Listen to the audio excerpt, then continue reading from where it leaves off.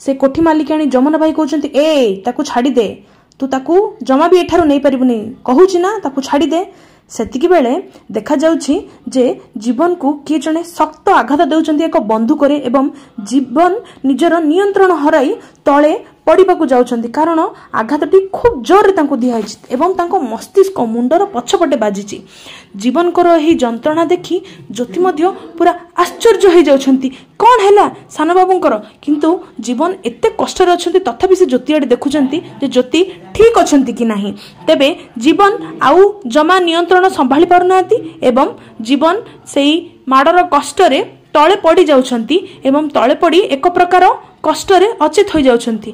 तापरे ज्योति सान बाबू कही धाई जाउछंती तांको पाखकू। तेबे दर्शक बंधु एही आघात देबा पछरे आउ केही नांती, जीवनकर कक्का रघु ही थिले।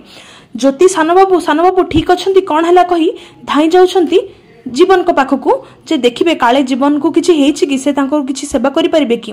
सेतिकी बेले रघु कहउछंती ज्योति को तो मु ता ठिकाना रे पहुंचाई देली, आउ एबे तते तो ठिकाना रे पहुंचाई देबी, तापरे मो नाती हेबो एई जमीदार उआसर वंशर उत्तराधिकारी। ज्योति एवं जीवन आश्चर्य होई देखुचंती रघुंकर एई खळ प्रकृति को, एई खळ बुद्धि को। सेमाने तो निजे कहितिले जहा भी तांको भागरे अछि से माने सबु मानसीर संतान को देई देबे, आसुदिबा संतान को, किंतु ना रघु बुझिलेनी एवं से पुणी थरे एमानंको हैरान करबाकू चेष्टा कले।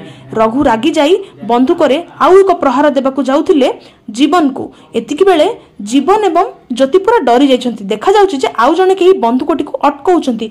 जीवन एवं ज्योति पूरा डर रे एवं रघु किंतु रागी जाइछंती जे तांकर बंदूक प्रहारटी को केही अटकाउछंती। आउ सेई जनक आउ केही नहुंती, सी होउछंती ज्योतिंकर ट्यूशन सर, जे कि बंचेबाकू आछंती जीवन को आगो को।